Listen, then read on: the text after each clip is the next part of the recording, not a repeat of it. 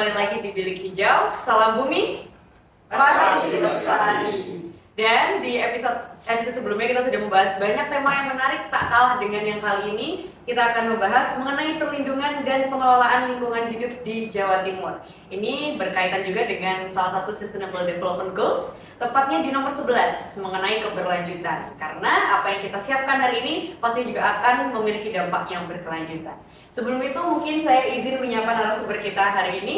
Boleh mungkin Bu Anjar diberikan proyeksi 5 tahun terakhir ini mengenai perlindungan dan pengelolaan Jawa Timur ini posisinya ada di mana dan seperti apa? Jadi kalau sejauh ini untuk indikator terkait indeks kualitas lingkungan hidup itu kita pada posisi yang aman gitu. Kondisi kita baik dan grafiknya itu secara smooth itu naik gitu. Namun demikian seperti yang kemarin bahwa standar lingkungan kita semakin ketat, sehingga siap-siap tahun ini kita akan mendapatkan variabel-variabel baru untuk apa istilahnya menghitung ya indeks kualitas lingkungan. Dan seperti kemarin kami merasa agak kurang yakin gitu ya bahwa tahun ini indeks kita akan baik-baik saja, karena ada banyak hal yang mungkin harus kita benahi. Salah satunya adalah terkait semakin berkurangnya tutupan lahan, karena memang untuk tata ruang kita kan saling beradu ya kepentingan, yang ini butuh untuk konservasi, yang ini butuh untuk pertambangan, yang ini butuh untuk industri, secara fungsionalnya ada yang masing-masing ini permukiman. Nah, itu semua nanti akan berdampak kepada luasan dan tutupan lahan. Baik, berarti kategorinya masih aman. Masih aman saat ini. Semoga nanti aman terus ya. Semoga. Dengan usaha bersama. Iya, tentunya Bilik Hijau ini juga salah satu Yes. usaha ya, di mana kita bisa menerima aspirasi edukasi juga untuk sahabat hijau di rumah. Walaupun ditonton di mana aja, tetap tahu apa yang bisa dimaknai dari bincang kita hari ini. Berikutnya saya izin menyapa untuk Pak Satip. Selamat pagi. Selamat sehat. Sehat, insya Allah, amin. Pak, mungkin saya izin bertanya ya, ini mengenai, mungkin kita tahu sekarang ini Berantas sudah tercemar dan kebanyakan memang dari limbah domestik. Ya, dari limbah domestik. Dan strategi legislatif dan penganggaran apa yang akan DPRD dorong untuk bisa mempercepat dalam pembangunan IPAL komunal skala provinsi yang bisa melayani permukiman padat penduduk lintas kabupaten kota di Jawa Timur. Jadi sebenarnya Jawa Timur ini sudah banyak regulasi ya, baik itu undang-undangnya maupun perdanya, dalam rangka untuk melakukan perlindungan terhadap alam kita. Saya mencoba berangkat dari apa yang disampaikan oleh narasumber tadi, bahwa kaitannya dengan kondisi alam kita itu semakin banyak ketertutupan, sehingga secara matematis maka di situ juga ruang dari sirkulasi air juga pasti akan berkurang, sehingga satu hal yang kewajaran kalau kita bicara skeptis juga. Tapi satu hal yang harus kita ingat bahwa kita tidak lepas dari selalu berusaha dalam mengantisipasi segala kemungkinan yang terjadi. Salah satu solusi yang kita tawarkan pada masyarakat, kita di sini juga sudah menerbitkan yang namanya Perda Permasalahan Regional. Ini juga dalam rangka salah satu untuk mengatasi permasalahan tentang lingkungan, termasuk limbah yang disampaikan tadi. Karena di situ ada limbah B3, kemudian limbah sampah, kemudian yang komunal ini yang mungkin kita masih kurang mendapatkan perhatian lebih. Karena ini sebenarnya harusnya mendapat perhatian. Kita beberapa kali Komisi D pernah punya kerja ke Yogyakarta. Di Yogyakarta itu malah ada pengelolaan limbah komunal. Jadi kemudian dari masyarakat, dari rumah-rumah itu sudah dialihkan pada satu sanitasi, kemudian mengalir pada satu tempat tertentu lah. Jawa Timur belum ada ini. Ini yang menjadi perhatian serius dari DLH. Kita mendorong dari Dewan, termasuk ya kaitannya dengan konsekuensi dalam rancangan penganggarannya juga.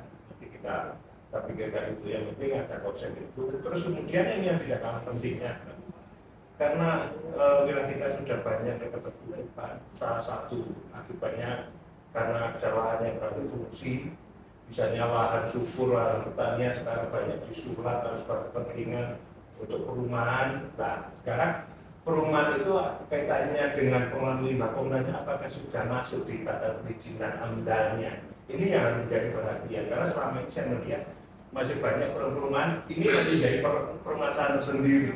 Nah dari situ saya sangat berharap sekali dinas lingkungan hidup ini bisa itu menjadi perhatian utama sehingga ke depan ada satu perencanaan yang jelas dalam penanganan limbah komunal biar tidak mengalir ke sungai. Karena bagaimanapun juga ketika sungai ya pasti seperti itu. Apalagi air ini juga jadi sumber kehidupan kita ya, sungai juga seperti itu pastinya ya. Berikutnya saya ingin bergeser ke Ibu Dewanti, masih mengenai pencemaran air, Bu Dewanti ya. Ini pemerintah provinsi kan punya juga kewenangan untuk menetapkan daya tampung beban pencemaran atau DTBP ya. Bagaimana DPRD akan mengawasi DLH provinsi agar DTBP ini tidak hanya sekedar dokumen, tapi juga berdasarkan oleh industri secara langsung.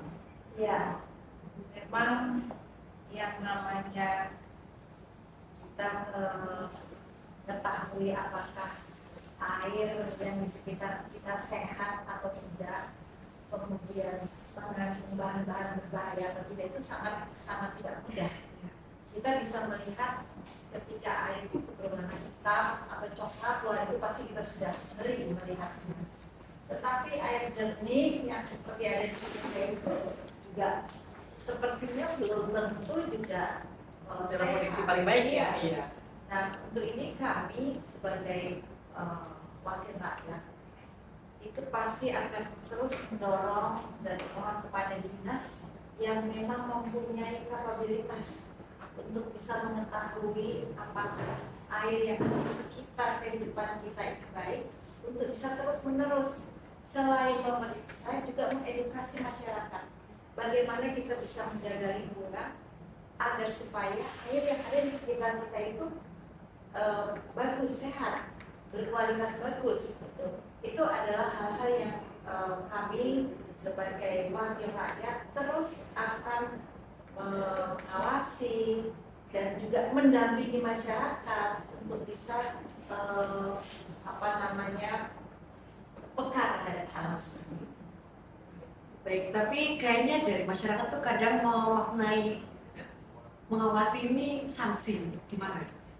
Nah, Kan kadang biar nggak cemaran air gitu, sanksi-sanksi atau seperti apa? ketika ada pihak-pihak tertentu dari korporasi atau individu yang jelas melakukan yang akhirnya membuat air itu tercemar, itu memang kita bisa melakukan. Tetapi ketika itu tidak terbukti kan susah. Makanya kita tidak boleh berprasangka atau tapi marilah kita menjaga lingkungan kita masing-masing, dan ketika ada hal-hal yang diketahui membuat cemaran terhadap air itu segera melapor kepada pihak-pihak yang berwenang. Sesuai dengan step-stepnya ya pasti ya. Baik, terima kasih Ibu. Sama-sama. Berikutnya bergeser dari segi pencemaran air, mungkin fokusnya akan ke limbah D3 dan itu industri. Yang pastinya berkaitan betul di Jawa Timur banyak sekali industri yang aktif di sini ya. Mungkin berikutnya saya izin bergeser Pak Misri. Semangat pagi Pak. Selamat pagi. Pagi. Semangat sehat. Masih semangat ya? Luar biasa. Pak, pengelolaan limbah B3 industri di Jawa Timur ini masih bisa dibilang bermasalah ya, ada beberapa yang belum secara total itu direduksi. Bagaimana DPRD dapat menggunakan fungsi legislasi untuk memastikan setiap industri ini termasuk menghasilkan haba ini tidak mencemari lingkungan dari limbah-limbahnya? Ya, ketaatan pada regulasi. Jadi kalau kita bicara limbah industri B3 se-Jawa Timur, sejauh mana ketaatan kepada peraturan. Ini menjadi tugas kita, tugas kawan-kawan yang ada di Indrapura, untuk memastikan bahwa regulasi yang mengatur terkait dengan pencemaran itu betul-betul ditaati, dipatuhi oleh semua stakeholder, oleh semua masyarakat, oleh semua pelaku usaha, oleh semua mereka-mereka yang bergerak di dunia usaha. Pertanyaannya, faktanya, nah mungkin Ibu nanti bisa menjawab faktanya, apakah mereka-mereka pelaku usaha taat patuh kepada regulasi pada aturan itu? Kami lihat banyak sungai-sungai kita yang tercemar dengan warna hitam, warna coklat, warna-warna. Artinya apa? Artinya kepatuhan terhadap sebuah regulasi itu belum sepenuhnya ditaati. Pertanyaan, kalau itu tidak patuh, tidak taat, lagi-lagi kepada teman-teman yang ada di dinas, sanksinya seperti apa? Apakah pernah mencabut izin berusaha sebagai sanksi berat pada mereka-mereka agar ada shock terapi untuk tidak menular kepada yang lain? Kalau memang itu belum, cobalah sekali-kali bagi pelanggar berat ada sebuah sanksi sehingga menjadi efek jera. Kalau itu sudah, saya yakin ya regulasi jalan, ya niat kita untuk bagaimana mengembalikan udara, air tidak tercemar jalan, karena semuanya itu tergantung daripada bagaimana niatan kita sebagai warga negara yang baik. Itu mungkin. Baik, PR-nya dari polisi lingkungan hidupnya ini dari daerah ya. Iya. Polisi ini wajib bertugas panjang ini nanti ya. Karena kebijakan sudah turun, berikutnya pelaksanaannya ini yang jadi PR kita bersama ya. Berikutnya saya mau izin bergeser ke Pak Yoyo. Pak Yoyo, ini kan juga pasti ada beberapa teman-teman yang memiliki usaha yang sudah mulai aware dengan case lingkungan hidup di Provinsi Jawa Timur. Nah, sekiranya apakah ada bentuk apresiasi dari DPRD dan bentuknya dalam bentuk seperti apa ketika ada beberapa perusahaan yang memaksimalkan untuk berinvestasi dalam teknologi clean production yang nanti goalsnya akan zero waste atau water reuse tertinggi di Jawa Timur? Oke, kita ini harus bersyukur karena kehidupan ini harus berulang dan kita harus memulai. Karena dengan proses impact harapan hidup Jawa Timur itu ya kemampuan kita hidup di dunia ini berarti kalau kehidupan sudah mencapai ke situ, semua lingkungan itu terkait. Tapi akhir-akhir lingkungan ini sudah baik ya. Tadi Ibu bilang masih baik, saya cenderung bilang tidak baik kecuali di usaha. Karena masih contoh, saya tadi bilang di podcast pertama ada kemarahan yang tidak bisa kita kontrol sehingga pertanian kita tidak bisa berproduksi. Ada di wilayah saya kasih tahu, untung di sini masih ada suratnya. Ya. Kami minta kan tolong dicek dulu. Ya. Karena itu menyangkut kehidupan masyarakat. Itu. Berkepanjangan ya itu yang harus ada sebenarnya. Dan faktor-faktor limbah itu kan banyak. Ada kalau tidak salah ya, ada limbah yang atau 4 limbah yang harus kita lakukan secara bersama-sama untuk bisa. Sehingga kehidupan kita sesuai dengan indeks hidup masyarakat akan tetap begitu. Dan sekarang sudah ya syukur itu dalam ya kita Iya. Pasti akan saling bertergantungan untuk hal yang baik ya ke depannya ya. Begitu pula dari mungkin dari segi industri, teman-teman industri juga tuh clean production itu harusnya sudah mulai diinisiasi dan mulai dilaksanakan supaya banyak industri sekarang yang terutama industri besar. Ya. Kalau tidak percaya ada industri besar dan ada UMKM. Mungkin secara kasat mata kita bisa melihat secara langsung. Tapi kalau industri besar harus menggunakan kita lembaga harus datang atau tidak percaya harus lapor.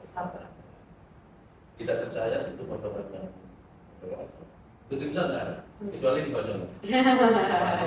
Diborong lama-lama udah kalau gitu ya. Baik, terima kasih Mbak ya. Kita bergeser ke fokus yang lainnya. Kalau tadi sudah dari limbah B3, sudah pencemaran air, berita kita akan membahas tentang konservasi pesisir.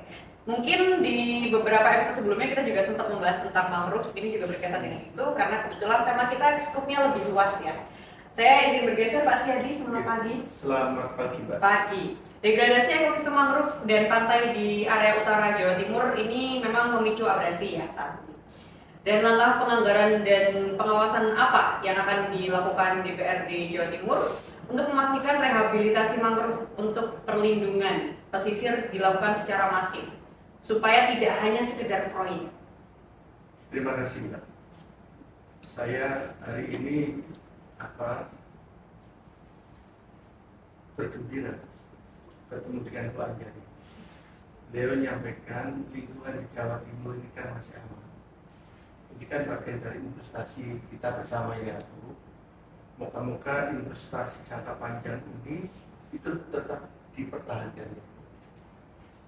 Apa yang menjadi pertanyaan Coach tadi itu terkait dengan keberadaan mangrove. Mangrove ini sebenarnya, Mbak, tidak hanya di pesisir utara. Pesisir selatan mulai perbatasan Tulungagung sampai ke Banyuwangi itu ada mangrove. Hanya persoalannya mangrove yang ada itu ya sekedar, karena sebagian yang memang masih kosong dan sepertinya belum ada kelompok-kelompok pemerhati lingkungan yang sadar bahwa mangrove ini mempunyai arti penting untuk menjaga lingkungan, bukan abrasi saja, bukan rob saja, tapi di mangrove itu ada kehidupan Pak, hewan yang saat ini memang sudah tidak punya tempat di situ. Nah, mangrove itu di samping mempunyai peran untuk mengambil sebanyak-banyak polusi yang ada di udara, mangrove itu juga punya nilai tambah. Contoh yang ada di wilayah Malang Selatan, ada kelompok lingkungan Bu Anja menjadikan mangrove ini ternyata ya bagian dari pengembangan ekonomi hijau. Karena ternyata mangrove ini kemarin itu saya sempat di sana mulai membuat minuman teh sama lingkungan. Ya, mulai Jadi produk ya? Iya, jadi produk makan. Ini kan termasuk ekonomi hijau itu, pengembangan ekonomi hijau. Maka dari itu, agar supaya mangrove ini masih pembudidayaannya, memang kita tidak bisa hanya melihat masyarakat berbuat untuk itu, tapi ya pemerintah juga harus ikut. Penanaman mangrove wilayah pesisir utara ini lebih masif itu daripada wilayah selatan. Tapi kelompok lingkungan itu sudah mulai menanam mangrove di wilayah selatan itu, bahkan di sana itu melalui segerombolan mangrove ini sudah dibudidayakan. Maka dari itu Bu Anja, saya nanti mohon dibantu. Ya, pemerintah ini memang harus ikut bersama-sama. Saya yakin kalau masyarakat pemerintah ini mampu berjalan di depan, masyarakat kita pasti ngikuti itu. Dan insya Allah harapan kita mangrove itu nanti menjadi multifungsi untuk kebaikan lingkungan akan terjauh itu. Sebenarnya. Baik, terima kasih. Lagi-lagi regulasi juga harus diikuti sama pelakunya. Siapa? Masyarakat ya. Nah, kita masih butuh trend center yang baik untuk ini ya, untuk memaksimalkan upaya kita dalam perlindungan dan juga pengelolaan lingkungan hidup di Jawa Timur. Berikutnya saya ingin bergeser kepada Pak Agung. Oke. Halo Pak. Halo. Sudah siap di KB? Siap. Pak, ini pertanyaan berikutnya. Iya loh, saya sampai bikin di KB itu masih ingat saya ya. Fokus mengenai konservasi pesisir dan ketahanan bencana iklim ya fokusnya. Perubahan iklim meningkatkan frekuensi banjir dan kekeringan pastinya di Jawa Timur ya. Bagaimana DPRD memastikan APBD provinsi ini secara berkelanjutan bisa mengalokasikan dana untuk program adaptasi seperti pembangunan infrastruktur konservasi air dan juga sistem peringatan dini bagi bencana di Jawa Timur. Oke, kita sebagai lembaga legislatif, kalau saya bangga ya, dan kita sering jadi dengan teman-teman mitra kita dengan beberapa pendapat di DLA ini hampir semua saya bilang konsepnya ini punya program 3J jelas benderanya, jelas programnya dan jelas hasilnya, tujuan hasilnya. Selama yang dilakukan maka kita coba. Akhir J-nya terakhirnya nggak sukses cewek. Jadi 4J ya. Yang kedua Mbak, sebuah nunggu Belajar. Anjar. Kita punya lingkungan hidup ini. Saya perlu Mas Barbel jadi. Kalau kita punya lingkungan ada di Surabaya atau di Jawa Timur, ada memang rumahnya kelas bawah, kelas menengah, kelas atas. Rasanya nyata bukan di situ. Karena mereka semua enggak pasti itu. Bila perlu proaktif. Dan itu malah ada kompetisi. Rumah yang singkatannya beri, bersih, enak,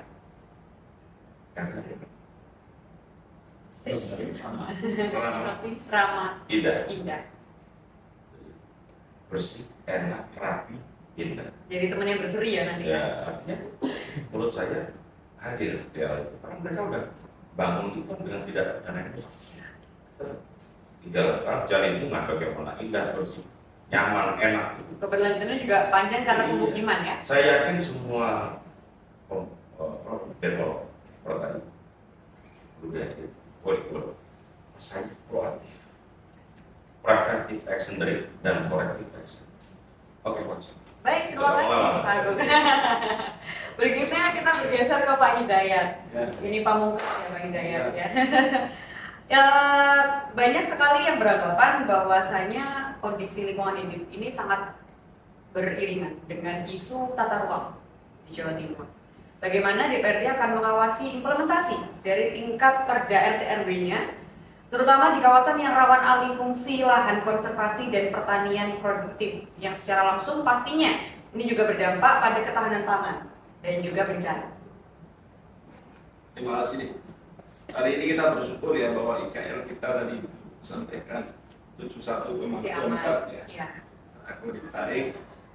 IKL ini sumbernya adalah dari IK air, IK udara, dan IK lahan.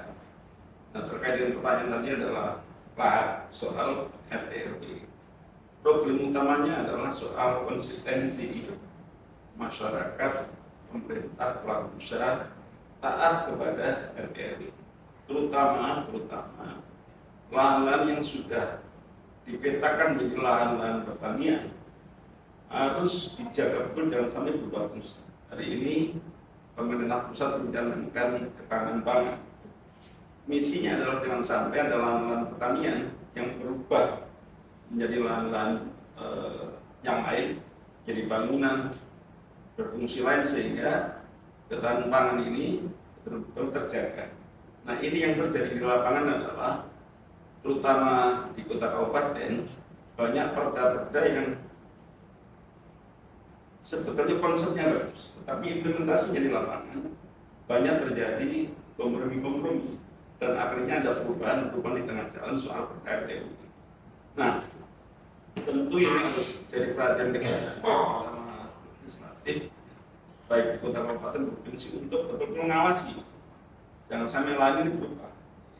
Kalau berubah berarti semakin sempit, ketahanan pangan kita menjadi berkurang, pengamanan lingkungan kita menjadi rendah, sehingga hari ini kita menyaksikan banyak bencana terjadi di berbagai tempat, di Madura, di Sumatera terutama yang di Jawa Timur kita banyak tahu lah, di Jombang, di Tulungagung. Kenapa? Karena alih fungsi lahan yang sudah sebetulnya dijaga oleh RT/RW, oleh RT/RW, tapi tidak komitmen, tidak konsisten. Konsistensinya kurang Ini ya. butuh kesadaran semua, butuh komitmen semua, dan kepala daerah seperti punya fungsi besar untuk mengawasi agar RT/RW ini bisa ditaati oleh semuanya.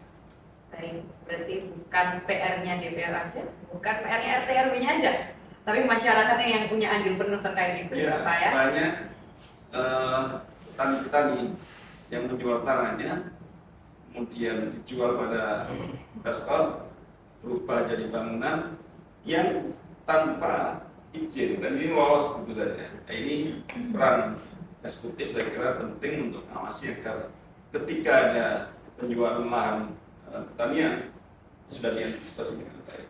Baik, dari awal ya, preferensi di awal ya, namanya di akhir atau pertengahan Ya. pelaksanaannya ya Pak ya.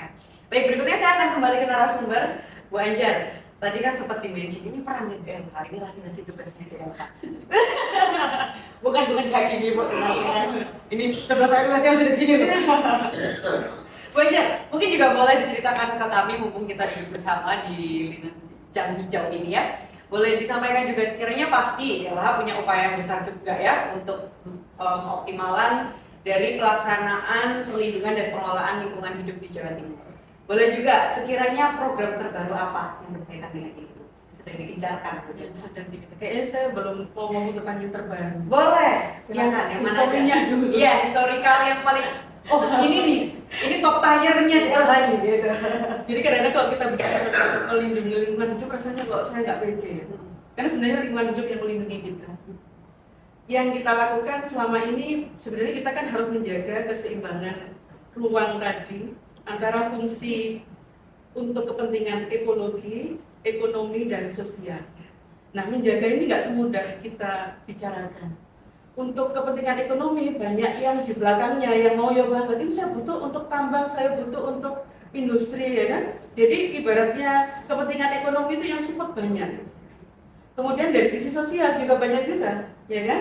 Masyarakat butuh untuk lapangan bola lah, untuk apalah gitu. Banyak juga pendukungnya. Tapi untuk fungsi ekologi ini, support. Jadi kayak dibuat kalah-kalahan ini fungsi ekologi. Nah sebenarnya DLH mestinya di sana. Cuman kami membutuhkan power sebenarnya untuk bagaimana kita menjaga keseimbangan itu. Jadi itu yang sangat kami butuhkan. Nah ini saya senang sekali bersama bapak-bapak, ibu-ibu di legislatif. Nanti mudah-mudahan ke depan kami lebih punya power untuk bisa mempertahankan fungsi ekologis ini. Pastinya kita tidak menafikan bahwa kita butuh, misalnya untuk bangun rumah kita butuh tambang, kita butuh pasir, ya kan? Ada orang yang bilang, emang kalau saya nggak tambang pasir, kamu bangun rumah pakai onde-onde?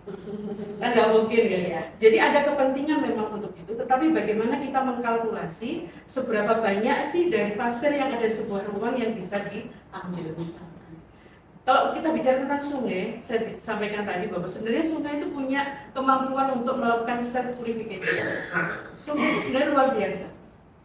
Dia mengalir, dia punya kemampuan untuk memurnikan dirinya sendiri. Cuman masalahnya adalah seperti yang disebutkan tadi, daya tampung, daya dukung itu ada batasnya. Jadi sungai itu ada kemampuannya, ada keterbatasan. Ketika jumlah limbahnya ditambahkan semakin banyak, maka dia tidak mampu lagi. Disitulah kita kehilangan manfaat daripada sistem di dalam perairan itu. Nah itulah fungsi kami untuk menjaga. Untuk industri, jelas kami sudah melakukan banyak sekali, misalkan pengawasan, penegakan hukum. Mungkin ada beberapa yang memang sudah dimeja-hijaukan, begitu Bapak, terkait dengan pelanggar-pelanggar lingkungan. Kemudian kita juga punya program seperti Proper, dan itu cukup berhasil. Jadi dulu itu banyak sekali industri di daerah Banyuwangi, contohnya, ada pengalengan ikan. Nggak mau bikin IPAL, Pak. Nggak mau bikin pengolah air limbah. Kita tekan, kita berdeni, kita takut-takuti, dan kayak saya nggak takut. Apa yang membuat mereka sekarang manut? Proper, Pak, program Proper. Karena dengan Proper kita nilai, lalu kita publish apakah dia taat pada lingkungan apa enggak. Nah, hasil dari Proper itu kita linkkan ke Bank Indonesia dan juga ke ekspor impor. Sehingga kalau penanganan lingkungannya jelek, maka dia nggak bisa ekspor. Dia tidak dapat kredit dari bank. Luar biasa. Dia pusing dia. Nah, karena itulah maka kemudian dia bangunlah IPAL itu. Sebenarnya kalau saya berpersepsi negatif bukan untuk lingkungan tapi untuk dapat modal sama investor. Tetap kepentingan ekonomi aja. Iya. Tapi tinggal barenginnya gimana nih Pak Anjar ya? Iya. Karena saya bilang, LH itu bisa ke semua ini. Iya. Bisa pengusaha, bisa. Karena kita tidak punya resensi kita, atau apa namanya, waktu punya orang kan. Iya. Nah ini untuk disokong juga. Ada limon. Yang satu Mas. Saya tahu itu, nice. Oke, baik untuk menutup sesi kali ini mungkin boleh Bapak Ibu. Untuk Pak Satif. Oh iya, katanya mau beli. Kata tambahan berarti ya. Tambahan untuk maksudnya. Baik, jadi gini, kalau kita melihat dari hasil diskusi ini, terus kemudian dari apa yang disampaikan oleh narasumber, ada satu hal yang kita tarik bahwa kita sebagai makhluk hidup, sebagai manusia itu ciptaan Allah yang paling sempurna, kita akan menjadi malu kalau kita itu minta perlindungan terhadap alam, tapi kita sendiri tidak pernah mau melindungi alam. Dari kondisi seperti ini, maka salah satu solusi harus kita lakukan, maka kaitannya dengan ekonomi, maka gerakan ekonomi hijau yang harus dikedepankan. Dengan ekonomi hijau, maka di sini ekonomi target berkeadilan, target melindungi lingkungan, target melindungi alam itu sendiri akan tercapai. Baik. Sip, tangan. Ya. Boleh teman-teman kita semua. Dan saya boleh request satu kali lagi, boleh nggak ya Pak? Masing-masing kita beri satu kata untuk lingkungan hidup di Jawa Timur berkaitan dengan tema ini ya. Satu kata, misalnya saya satu katanya lestari. Harapan saya nanti Jawa Timur selalu lestari ke depannya. Mungkin dimulai dari Bu Dewanti, nanti mengular langsung sampai Pak Satif masih closing supaya. Iya. Silakan Bu Dewanti, satu kata Bu.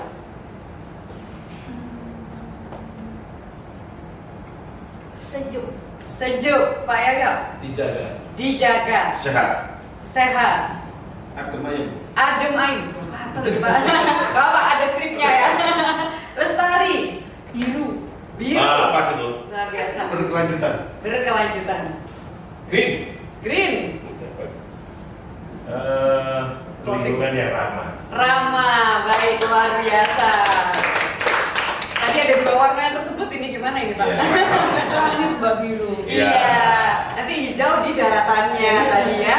Baik, sahabat hijau, itu tadi perbincangan luar biasa kita mengenai topik yang tak kalah luar biasa. Pastinya dari DLH Jawa Timur juga sudah menyiapkan tema-tema yang tak kalah menarik di episode berikutnya. Jadi pastikan subscribe dulu DLH Jawa Timur di YouTube. Dan sampai jumpa di next Bilik Hijau. Salam bumi, Pasti. Sari.